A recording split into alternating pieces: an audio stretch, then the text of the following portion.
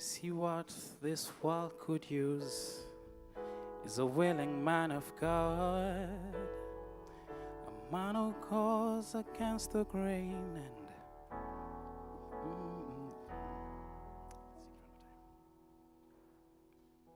see what this dying world could use is a willing man of God, a man who goes against the grain and walks without applause. A man who goes is what is sure, a man whose word is pure, a man whose love is tough and gentle.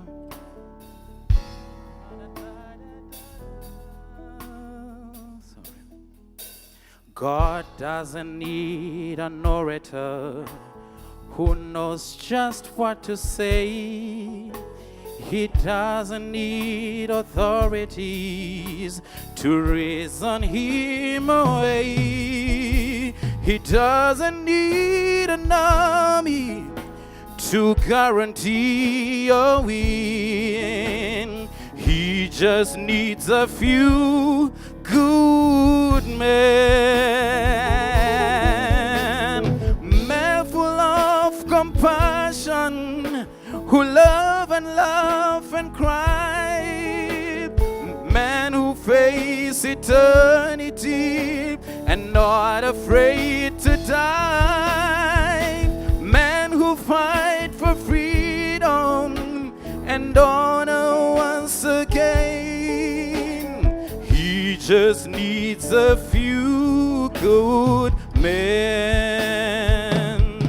He needs men full of compassion, who love and cry, men who face eternity and not afraid to die, men who fight for freedom and honor once again. He just needs a few good men.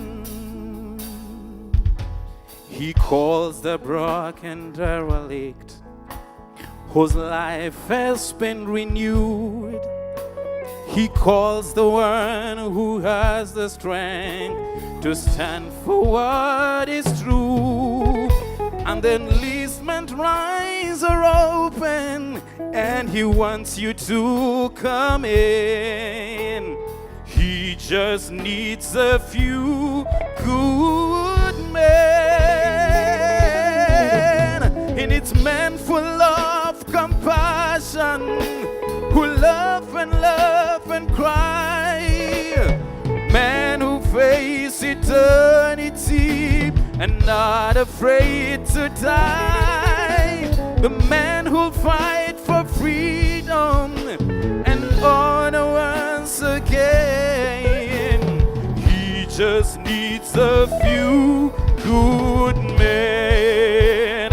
Oh, men full of compassion, who love and cry, men who face eternity, men who are not afraid to die, men who fight for freedom and honor once again. He just needs a few good men. So ye soldiers of the Lord, stand up for Jesus.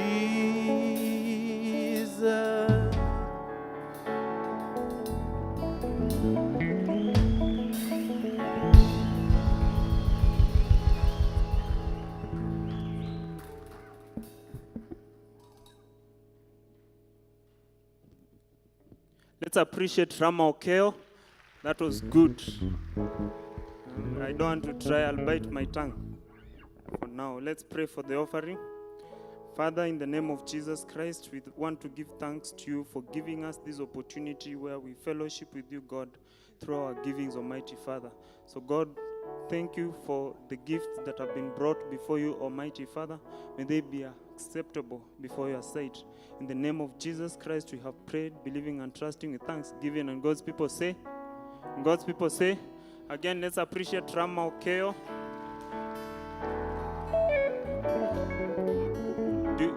Ask your neighbor, do you have a phone?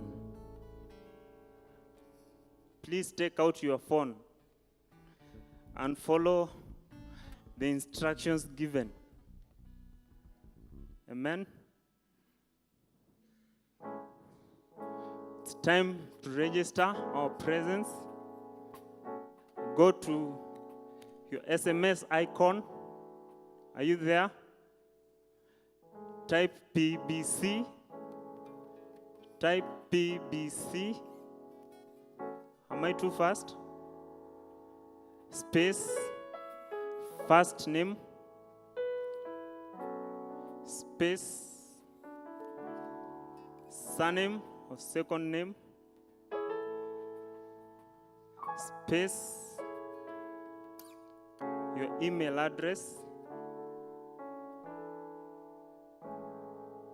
Space. The church where you are from. If you are from Paki, say Parklands Baptist Church. Amen. Again, I'll repeat. PBC, space, first name, space, surname, space, your email address, space, and your church. And send that message to 20414. Send that message to 20414. 20414. And if you've done that, kindly clap for yourself. Clap for yourself. And you've just registered your attendance for this service. Allow me to take this opportunity and welcome my brother Joshua Musembi.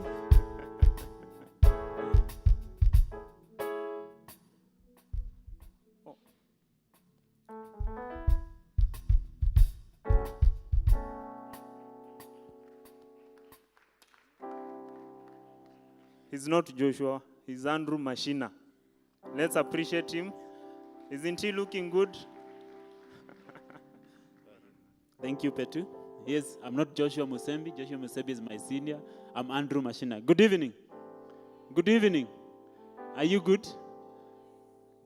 Greet your neighbor, tell them it has been an every week. It has been an educative week. Nabado.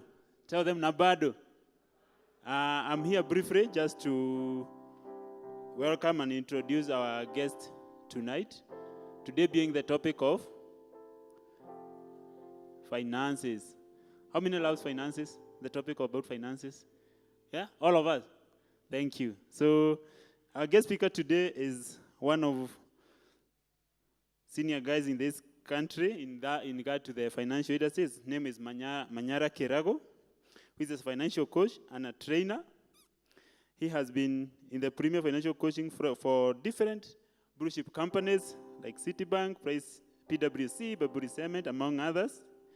He also learns an online training course called Money Skill, and also Do Well. It's based on a Bible teachings. He is a graduate from Boston University, where he did financial planning and program, and also from the College of Financial Planning in Denver, Colorado, that is in USA.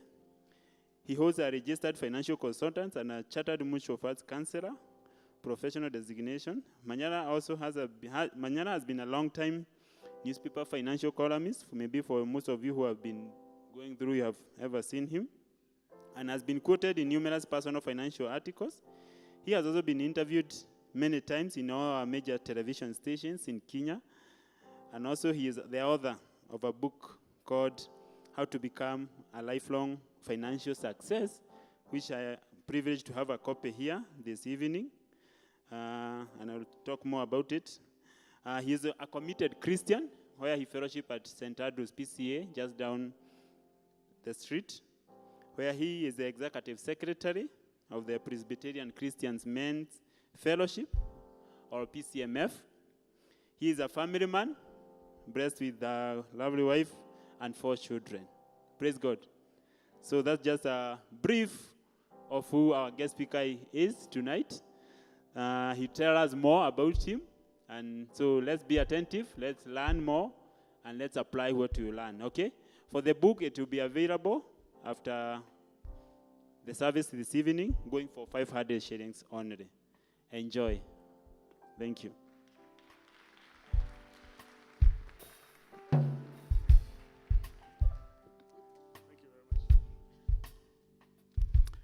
Thank you, Andrew. Good evening, everybody. As you heard, my name is Manyara, and I come with greetings from St. Andrew's Presbyterian Men's Fellowship. Now, you'll hear a rumor that I love talking about money. Actually, it's not a rumor, it's true. I love talking about money, but be sure of one thing. It's not because I love money. It's because money is one of those few things that we never seem to get enough of. True? Okay, let's see what we can do with the money today.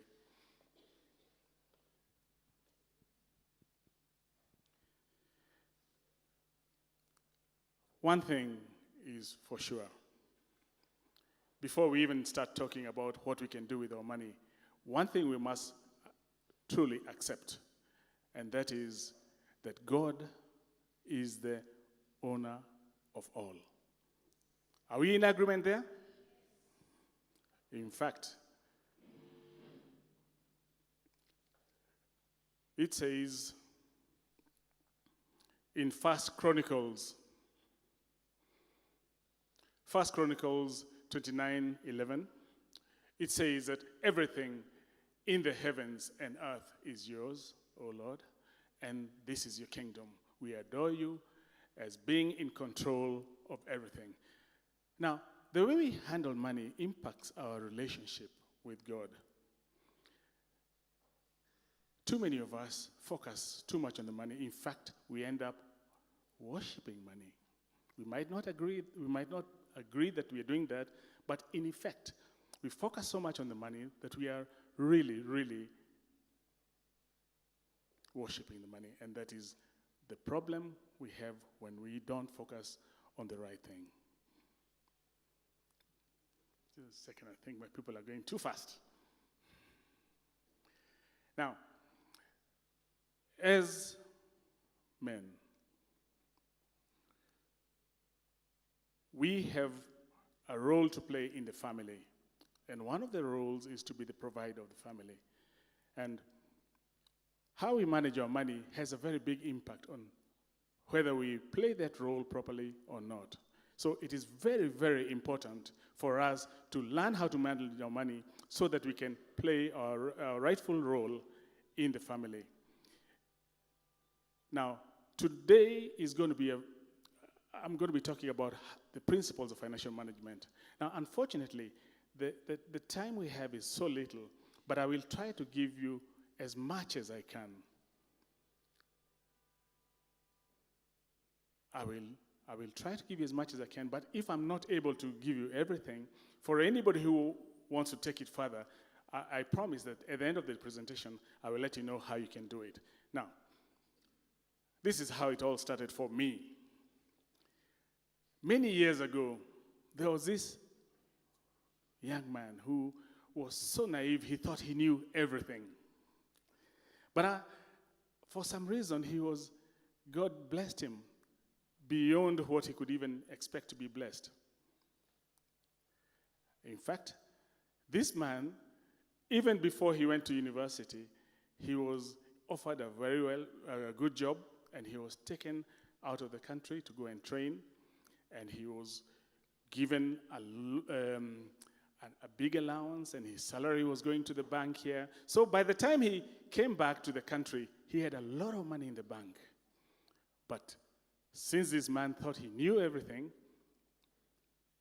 he went, as you can see, dancing his money away. Now, that was me. many years ago. Yes, I used to have big hair. I don't know where it went, but I used to have big hair. And I used to be slim. Okay. But before I knew it, the money was gone. Before I knew it, I didn't have a job. Before I knew it, everything had collapsed around me. The chicken had come home to roost. But God had a plan. Step by step, He directed me, and within a few years, I found myself that I had gone back to school, I had studied personal financial planning, and I had learned the same things which I found a big problem with. I had learned that so many other people struggle. And I was able to develop, after going through the training as a professional financial planner, I was able to develop a framework which, over the years, has helped many, many people improve their finances, improve their relationship with their families, and also get closer to Christ as they stop focusing on the money and they allow God to work in their lives. Now, this is a framework which we're going to be going through today. It is very simple when you look at it like this. People are confused about money. They think that all they need to do is earn a lot of money and they'll be better off. But that's not the case. What you need to do is this. There is a framework which I call the pillars of financial success, which if you follow step by step, you will find that you are able to improve your finances and you're able to achieve the goals which you have set for yourself. And this is a framework. The first thing is you must know your financial position. You must determine your current financial position. Because if you don't know where you stand right now, can you really be able to know how to improve? Can you really judge whether you improve or not? It will be very difficult. So you first must know your financial position. And today, you're in the right place if these things are true for you. If you want to improve your financial position, you're in the right place. If you want to clear your debts, if you're in debt right now and you have financial challenges, this is the right place for you. If you want to eventually stop being slave to the salary, if you want to eventually become financially independent, this is the right place to be. And this is the right place to be if you want money to become a blessing in your life to the glory of God. And if this is the case, then what you should do is learn how to implement the pillars of financial success. And the pillars of financial success are, the first thing is to know your current financial position. Because although you may be having a high income right now, some people have a very high income. And they are able to take care of the children. They are able to get themselves a nice home and become comfortable throughout their lives. But unfortunately, when they are unable to manage their finances, eventually, a lot of them end up becoming very poor in their retirement. And these are the kind of things we are trying to avoid. So, the first thing, the pillars of financial success: know your current financial position. Strange thing, most people have no clear idea about their current financial position.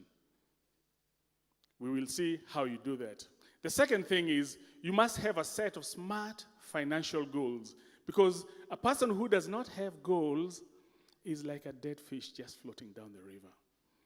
You need to have a set of smart financial goals, and we will discuss what smart goals are and how you can achieve those. You can set those goals. Thirdly, money flows into your life if you have an income. If you are employed, it flows on a regular basis whenever you get a salary. If you have a business or you're self-employed, whenever you trade, you make a profit. So money flows into your life. But then, immediately, it also flows out because you need to spend to live. Maybe you're paying your rent, buying food, doing all the other things that you need to do to live. So money flows out. Now, this flow of money, cash flow, you must learn how to control it, how to manage it. You manage it so that you have something left. And that something is now what you use to achieve the goals which you have set for yourselves and improve your financial position. So the third step is manage your cash flow. Now, even if you're managing your cash flow and you have something left that you want to from your income, if you just put it in the wardrobe, under the mattress or somewhere, you will not get far because there is inflation, and inflation will eat away at the purchasing power of your money. So if you want to achieve something, you need to invest that money so that it grows and it enables you to achieve what you want to achieve, your goals. And so that once you achieve your goals, you improve your financial position.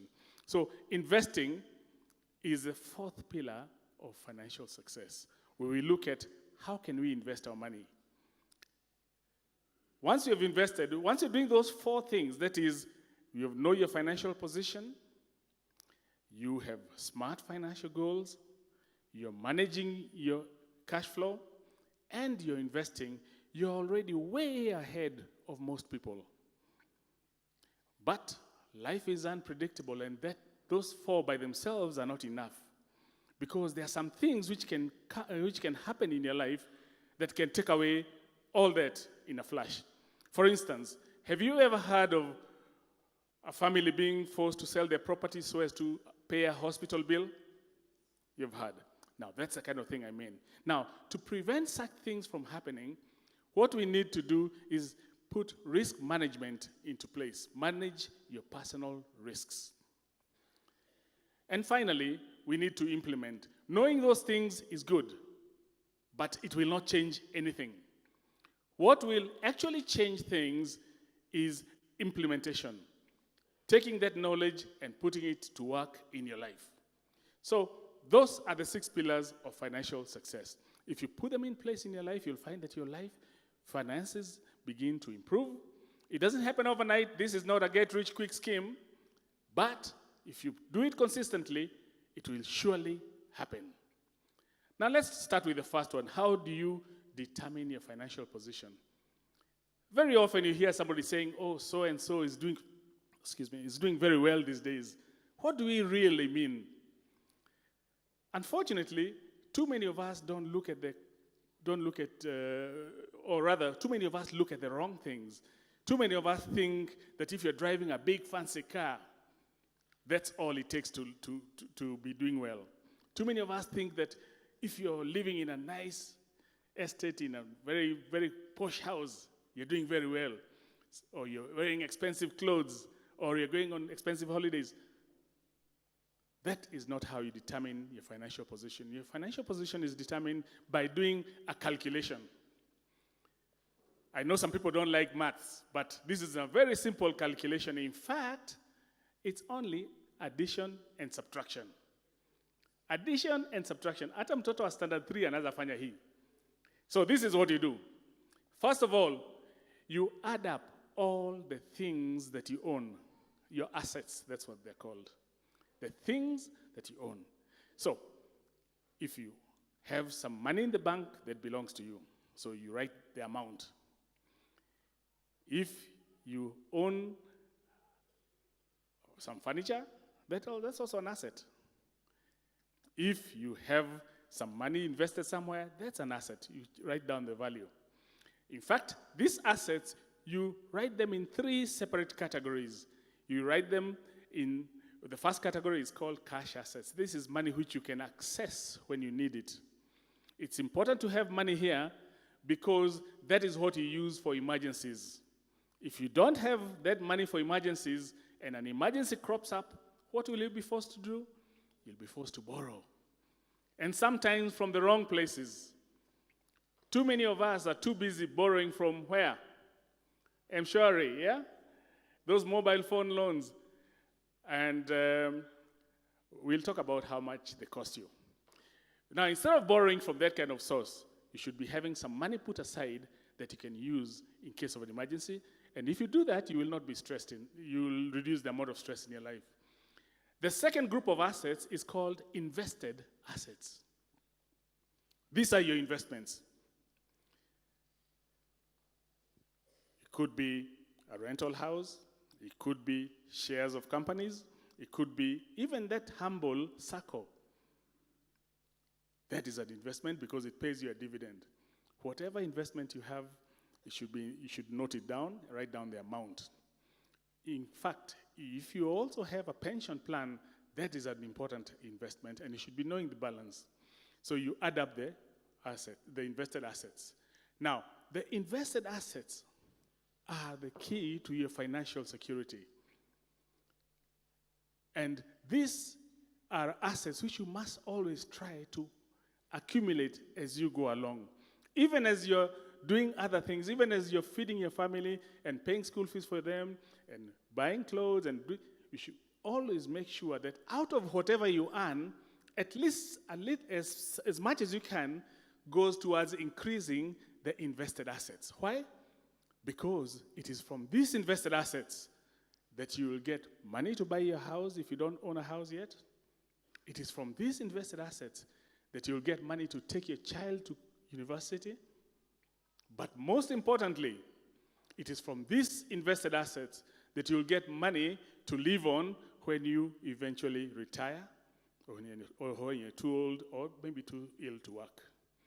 If you do not have invested assets, the day your job ends is the day problems begin, serious financial problems begin for you. So you must always make sure that as you are going along, you are accumulating these invested assets.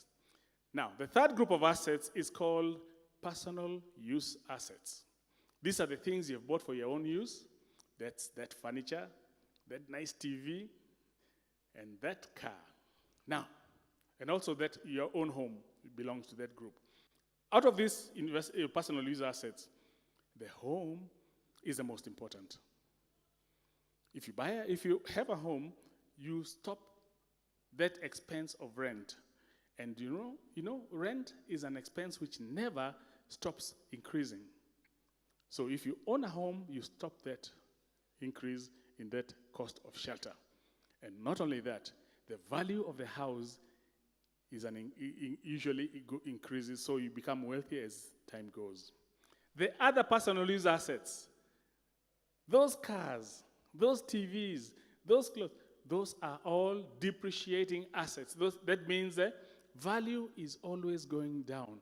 And one of the mistakes too many of us make is that we focus on things like cars, sometimes at the expense of other things which can really bring value to our lives. Like, for instance, if you have you're buying a car which you can barely afford, that means you're struggling to pay the car loan. You're struggling to maintain that car. And by doing that, you have now no money to put aside towards other things, like, for instance, to put aside towards your emergency funds, to put aside towards money to buy a house, to put aside money for your children's education. Then you are going the wrong way, because that car is becoming a burden to you rather than a blessing. And too many of us, simply because other people have cars, we want to have a car. And too many of us keep upgrading that car every few years. We remain in financial bondage because of cars. We must break that. If you cannot afford a car, please do not buy one for your own good. If you focus on those other more important things like the investments, eventually you'll be able to buy a car without putting your financial situation in jeopardy. So that is how you look at the assets. So once again, the cash assets, that is where you get money for emergencies. The invested assets, That is your financial security. The personal use assets, the important one there is the house. So that is how you look at assets. The other side of the equation is your debts.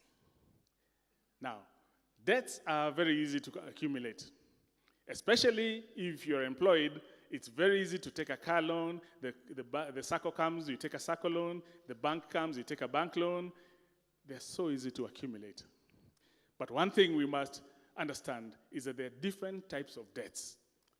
There are good debts and there are bad debts. Not all debts are bad. There are good debts.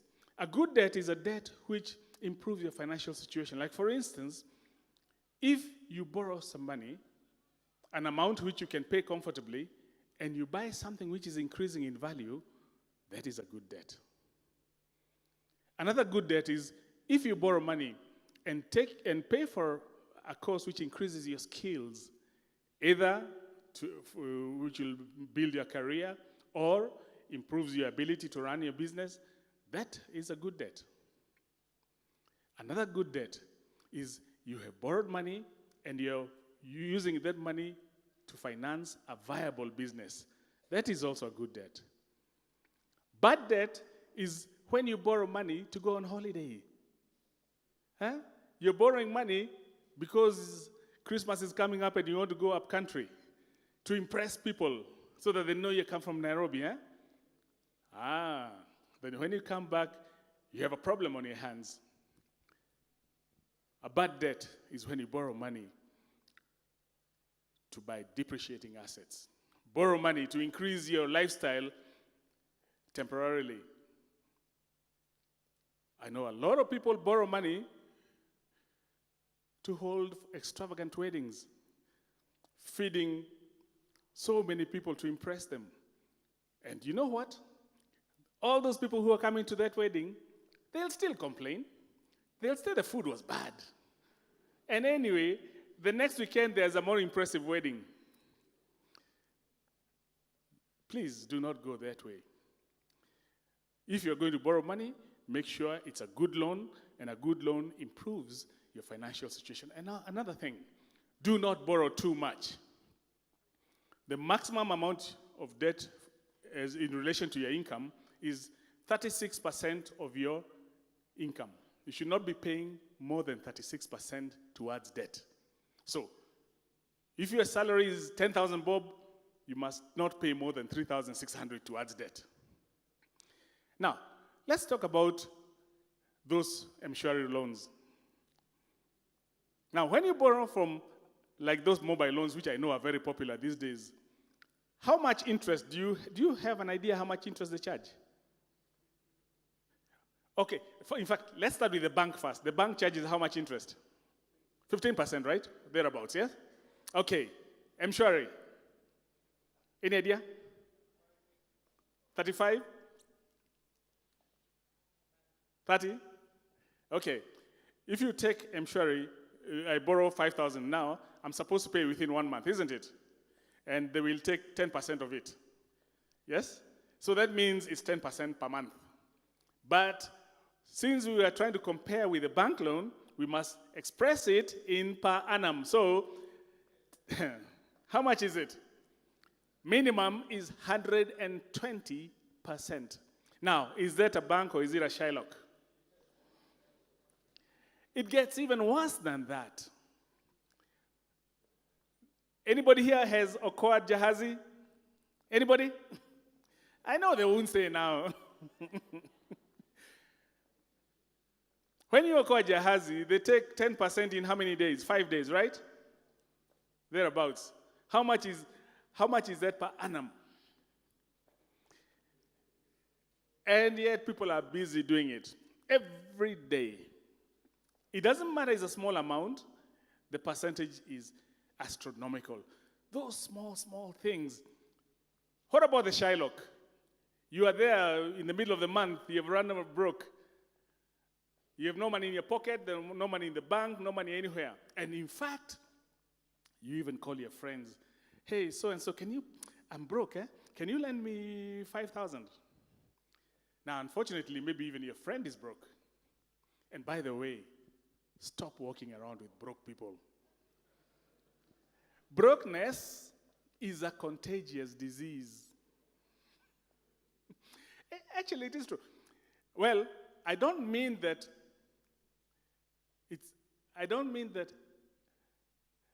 if you're broke, you're sick. Actually, it might be. But, but that's not the point. The thing is, there are people who have a very high income, and yet they're always broke. True? And there are others who earn so little, and yet they never run out of money. It's just how you manage your money. So when I say don't walk around with broke people, I actually mean don't walk around with people who mismanage their money. Because if you do, you'll end up becoming exactly like them. So, your friend is broke, so they can't help you. You scratch your head, you think of the circle, you've already taken from the circle, you think of this other, you've borrowed from everywhere. So now, what do we do? And this problem, I must solve it. You end up with a Shylock. How much interest does a Shylock charge? They'll say 20, 30% per month, right? Which is 360 per year. When you're borrowing at those rates, are you helping yourself? Nope. You're actually digging your financial grave. And yet, you'll find somebody saying, oh, I'm going for a soft loan. Soft. Soft. Do not borrow too much.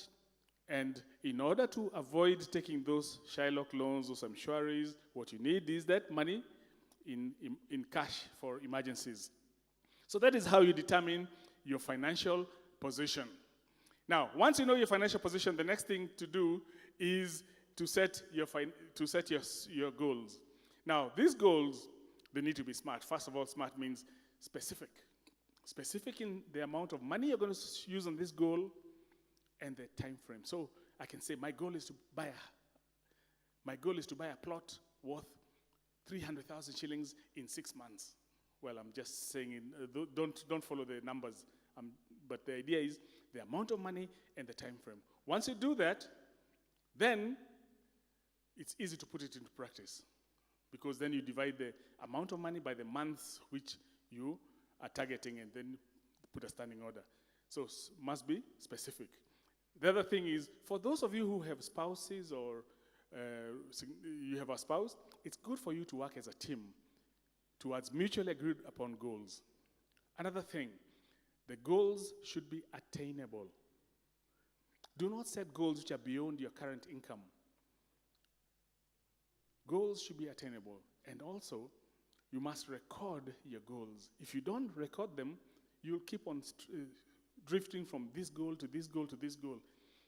It doesn't mean that simply because you've recorded it's carved in stone. No.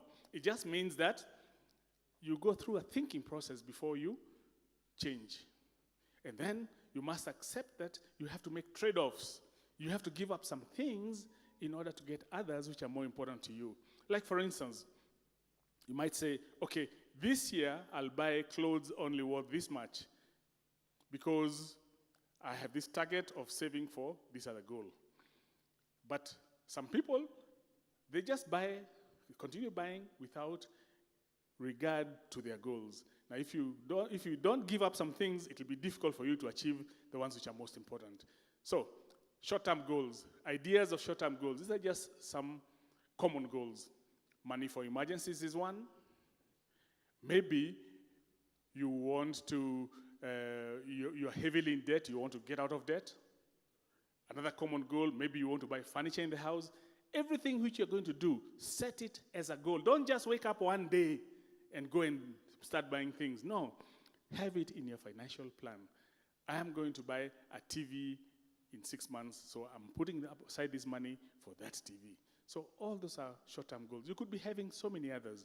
Maybe you want to go on holiday. Instead of taking that loan, and when you're going for your annual leave, maybe you're going up country to visit your relatives. Instead of taking a loan, set it as a goal. I am going up country in December. I am going to spend this much. So each month I'm putting money, this amount of money, so that in December I will have it. That's how to do it. But then there are also longer-term goals. Some longer-term goals tend to be huge. And the thing is, in the short term, they don't have much impact in your life. So they're easy to ignore, which is a mistake. And those ones include, like now, buying a house or preparing for your children's higher education. Now, when it comes to education, Kenyans are very poor at this. In fact, we wait until last minute, and then we are told, okay, now your child has been admitted to this university, and then we start scrambling around for money. It becomes very, very difficult. But if you have children, it's best to start early. The earlier you start, the easier it becomes. The other very, very important goal is your old age financial security. I know if you're there, you're 30 or 20, it feels like, what is he talking about? You're Kombali. I've got time. The funny thing is, time flies. And you get so busy. And before you know it, you're an old guy. The job is no more. Remember that picture I showed you of myself dancing with big hair? To me, it looks like yesterday. It feels like yesterday. And yet, the years have gone. Now, a lot of people, especially if they're employed and they have a pension plan, a lot of people think that they're okay. Mimi, see, niko na pension. And that's a mistake. Because a pension will only give you about 30% of what you need. It will give you 30% of your pre-retirement income. And to make it worse, after that, it's not increased anymore. It's not adjusted for inflation. So the longer you are in retirement, the less that money can buy. Let me give you an idea how impactful that is. My father is still around. He retired in 1974 or 76, one of those two. Yeah, and he's still around. He's about 90-something. He retired with a pension of 1,600 shillings per month. He still gets 1,600 shillings per month. Can you live on that kind of money? You can't. So if you're depending on a pension, you may be hanging your hopes on the wrong thing. But it's not to say it's not important. It is important. But what you need to do is to have other investments besides the pension. In fact, think about anybody who you know who is retired and who is living well. You'll find that even if they do have a pension, they get money from elsewhere. They get money from rental houses. They get money from farming activities. They get money from, and what are all those? Investments. And that is why I was saying that investments are the key to your financial security. And that's why you must get the investments. And those investments, you don't get them later. You don't say, one day I'll take a loan and I'll invest. No, that's not how it goes. Now, if you have an income now, you should be investing right now. So as to get those investments, by the time you're nearing retirement, you should be having more than just the pension itself. So that is how, those are the common goals. Now, how do you get those goals? By managing your income so that you have something left to save. Managing your income so that you have something left to save. A few pointers as to how to do that. The first thing is the thing which most people don't even like hearing and which it's difficult to avoid, and that is having a budget. A budget, if you don't like that word, why don't you just use spending plan? Is that easier? Yeah, this is my spending plan. Panasama budget ni boring. This is my spending plan. This is how much I earn, and this is what I'm going to do with it. Now, without a budget, money just grows wings. If you actually do not record your expenses, probably you lose a lot of money or you misspend a lot of your money without realizing it. And if you think I'm not telling you the truth, do this for 1 month. From the day you get your pay, to the next payday, at least record each and every expenditure and then add them up in categories. And I can assure you, you'll be horrified by the things that you do with your money. You'll find that there are some places you actually waste money. So once you do that, then you can decide, okay, what am I going to cut down on? But besides cutting down on the expenses in that way, there are other ways to reduce your expenses. Like, for instance, too many of us complain that we pay too much income tax, right? Do you agree?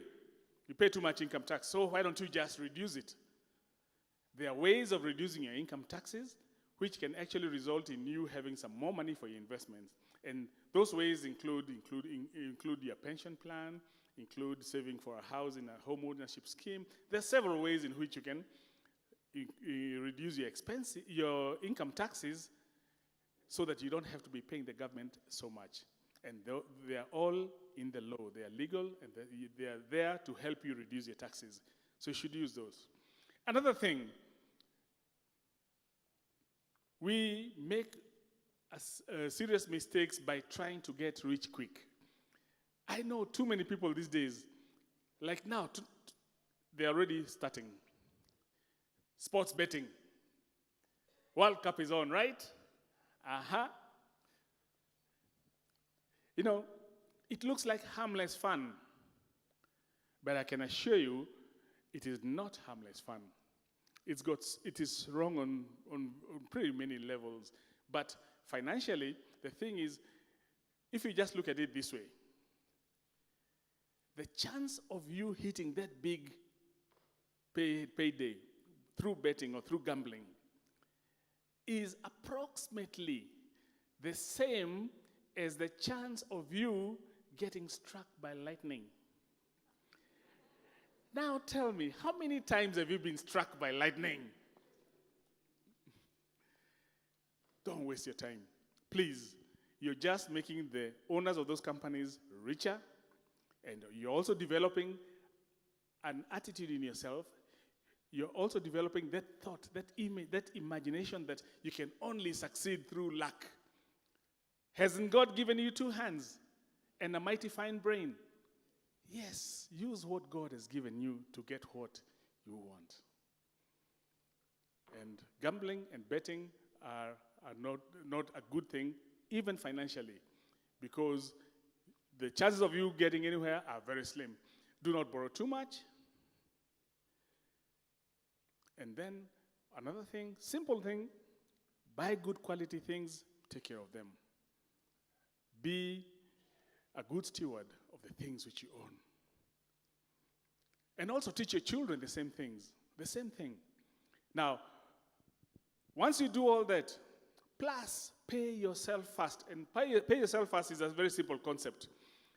You see, whenever you get your salary, you usually pay the landlord, you pay the supermarket, you pay the matatu guy, you pay all these people, isn't it? Now, will you ever see that money again? Will you ever see it's gone? You are actually working for those people. The only money which is really for you is the one you're saving for your retirement, the one you're saving for your house, the one you're saving for your future. And that, my friends, is what you should remove first from your income before you start paying these other people. How do you do that? By bank standing orders and by salary checkoff. So pay yourself first. And if you do that, you'll find that saving is actually not difficult. It's not difficult. All it takes is to follow a few of these things and to change your attitude a bit, and you'll find that you're able to save. Now, once you're able to save, then you can take advantage of the next step, which is investing. If you don't invest, you will not get far. You must invest. Now, in order to invest successfully, a few things you need to understand. The first of which is, the higher the return you're being offered by any investment, the higher the risk.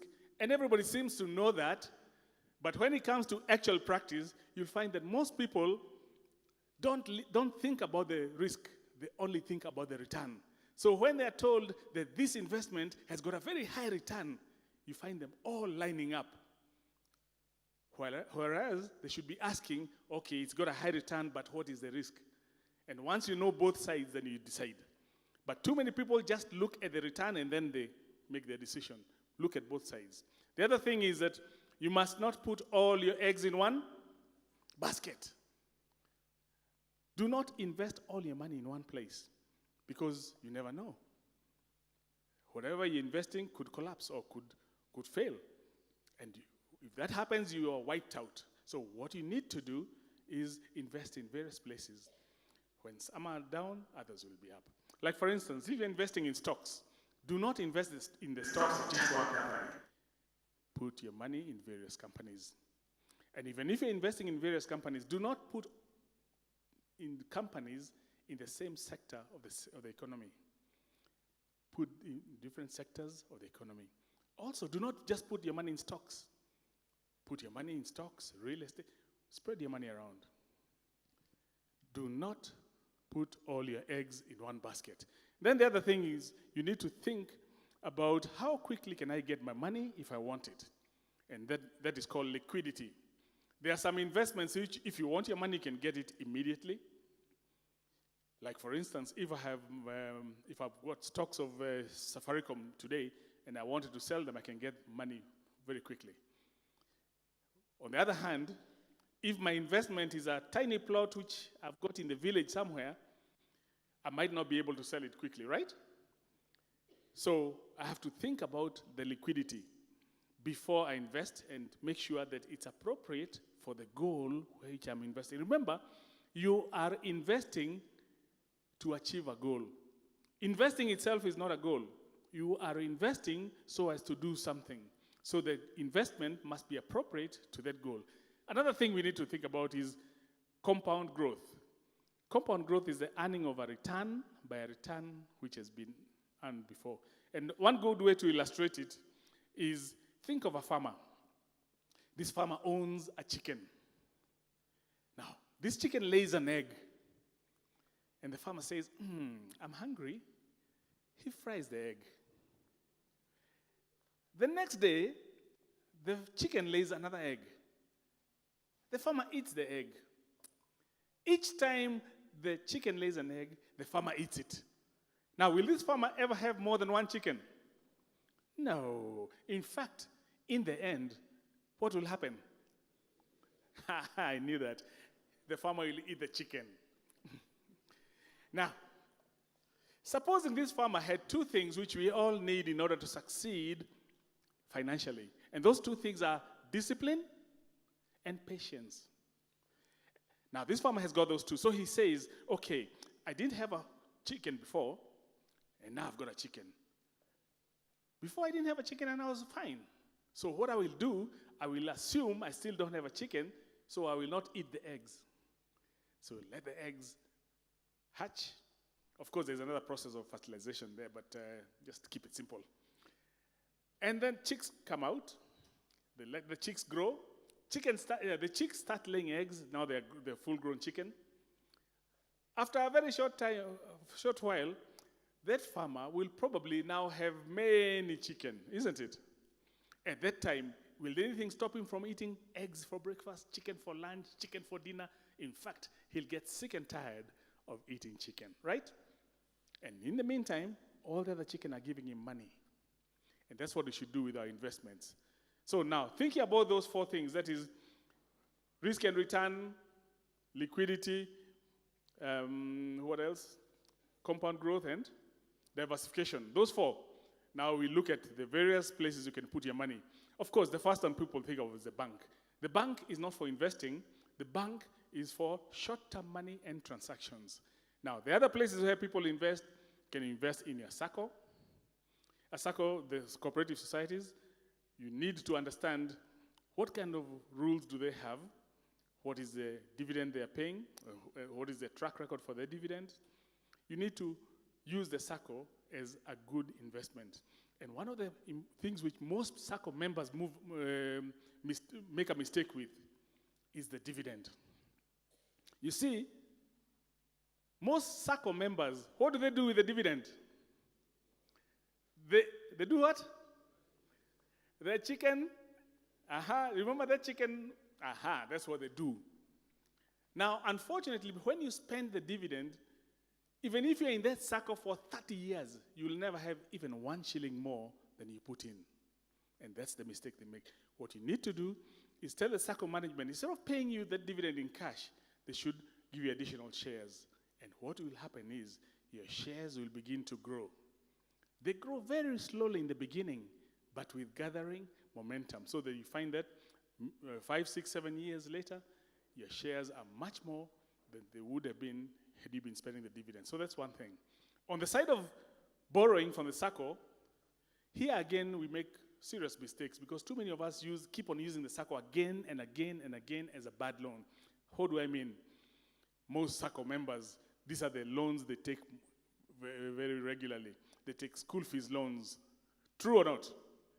They take emergency loans. True or not? Those 2 loans are a big mistake. For the emergency, you're supposed to be having an emergency fund. For the school fees, all you're doing is increasing the cost of the school fees for your children. Don't do that. So for that, you need to plan yourself how you'll be paying. Instead of paying that installment to the circle, an installment which includes school fees plus interest, you should be saving up in advance for the school fees so that when schools open, you have the money. So that is for the bad loans for the circle. But the circle also offers good loans, like what most of them call the development loan. And that is what you should maximize the use of. Take the biggest loan that you can pay comfortably and use it to do something life-changing. Use the circle to do something life-changing. I've seen people borrowing money, buying plots, building their own homes. I've seen people borrowing money, starting businesses and changing their lives. I've seen people borrowing money and paying for their college. Those are things which will improve your lives. So use the circle properly. Now, another investment which we could put our money in is stocks. Now, that one needs some skills which most of us do not have. If you do not have those skills to invest successfully in stocks, which I think 99% of people do not have them, either learn them, which for most people it's not something they will find very attractive, or use a professional investment advisor, or go to a unit trust.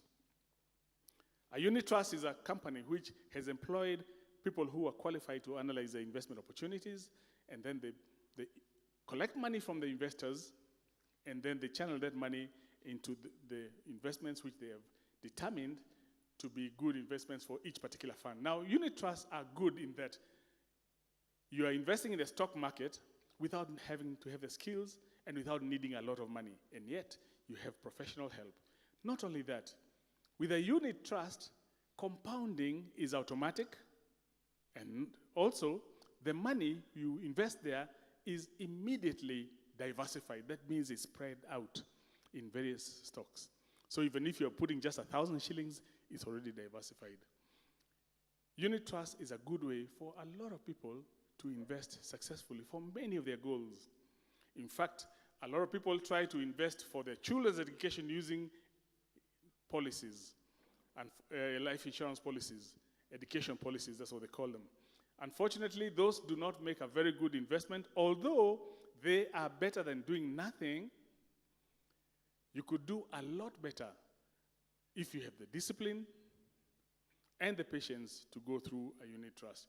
Obviously, you'll have to know which particular unit trust. That's a discussion for another day.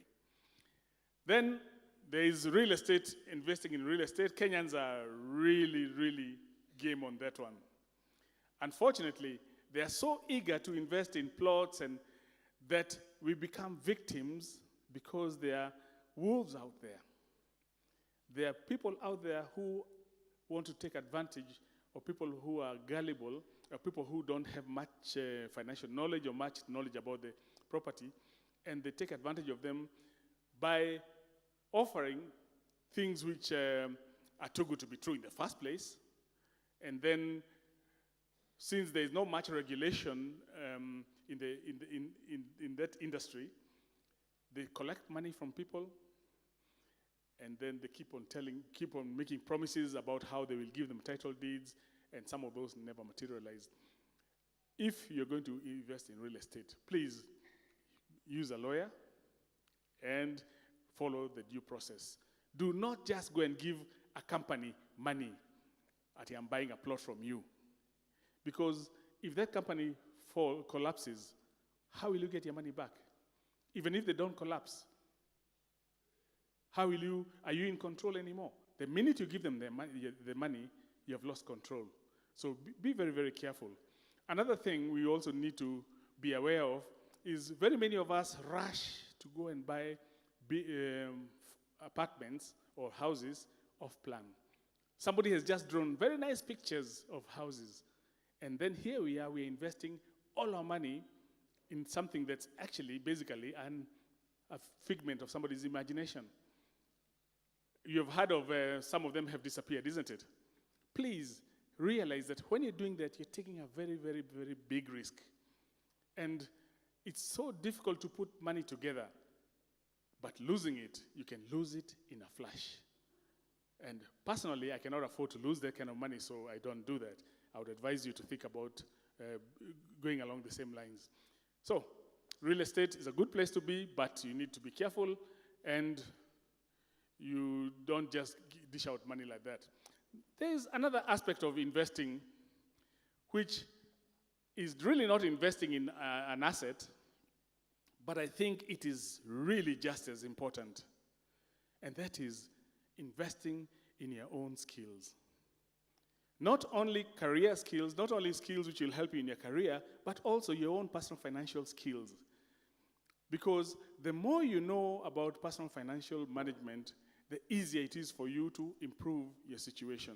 So I would urge you, make a point of looking out for ways in which you can improve your personal financial skills so that you can be able to improve yourself without really having to depend on people who might take advantage of you. Because out there, mark you, there are people who are paid by how much investments they sell to you. They are paid by how many policies they sell to you. So very often you find that they are selling to you policies and investments which actually benefit them more than they benefit you. And the only way to protect yourself is to learn these things so you can make the informed decisions. So once you do that, there are many other things you could talk about investing, but the fifth pillar is to protect yourself. Here, it's quite simple. Get yourself medical insurance cover.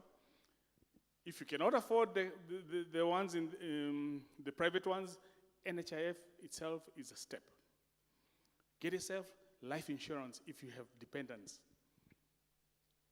Protect your property if you have a business, if you have anything that you own. Life insurance the insurance is so inexpensive. The appropriate insurance is usually very inexpensive. And too many people mess up their lives because of neglecting such a thing. I personally know a friend of mine who he retired, and he was given his provident fund, and he started a business with it. And another friend, a mutual friend, tried to convince him that he should buy insurance cover for their business, and he would not budge. He says, I don't have 15,000 shillings to waste. Unfortunately for him, a few months down the line, the place where he had his business caught fire, and he lost everything because he wouldn't spend 15,000 shillings. It was very sad. And this was a person who had used his retirement money. So don't let such things happen to you. So make sure you insure. Also, think about having a will. You know, whenever I mention a will, most Kenyans start thinking, no, I'm not dying. I'm not dying anytime soon. So how do you know that?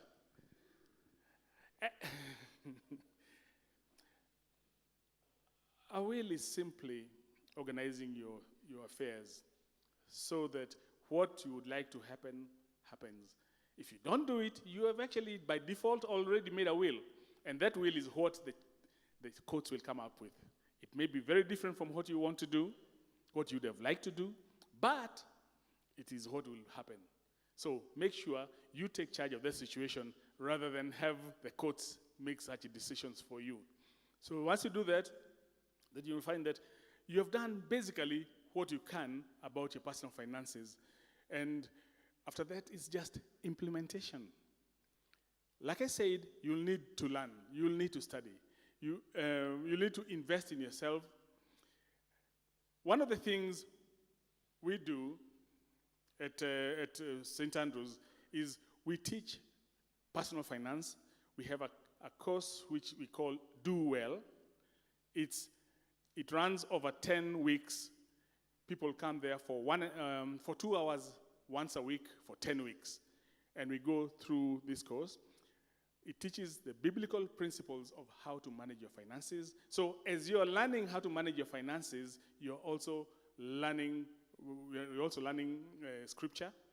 In fact, every class starts with a memory verse, and then there's some scripture to learn. So this course teaches people, and it changes people's lives. Some people have been able to clear their debts. Others have improved their relationships with their spouses. But just about everybody who goes through this course says they find it helps people even come closer to God. So that is something which I would recommend to anybody who might be interested. But the key thing is you have to improve yourself. Whichever way you go, there's so many websites. There's so many books in the bookstores. And you should look out for the good books and make sure you don't buy something which is teaching get rich quick or such things, but get the ones which teach the true principles, and especially the biblical principles of managing your personal finances. If you do that, then I can assure you that you will improve yourself. And one thing I always say, that God promises us prosperity. In fact, God promises us good things, rather. In fact, Jeremiah 29:5 says, build a house and settle down, plant gardens and eat what they produce, marry and have sons and daughters, find wives for your sons and give your daughters so that they may have sons and daughters, increase in number, do not decrease, seek the peace and prosperity of the city, pray for the Lord for it. If it prospers, you too will prosper. Do not let the prophets and diviners deceive you. I have plans for you, plans to prosper you, not to harm. That's God's prosperity plan for families. Ladies and gentlemen, I would like to ask you to master your money. It is not difficult. It is not rocket science. Very simple principles. Unfortunately, the day today is too short, but those are the touch points. Especially if you follow the pillars of financial success, you will find that you are able to manage your money better. And for that, I can assure you that you will see a difference in your life. You will see a difference in your financial stress. You will see a difference in your relationships. And most of all, you will see a difference in the relationship with the Lord. Ladies and gentlemen, God bless you.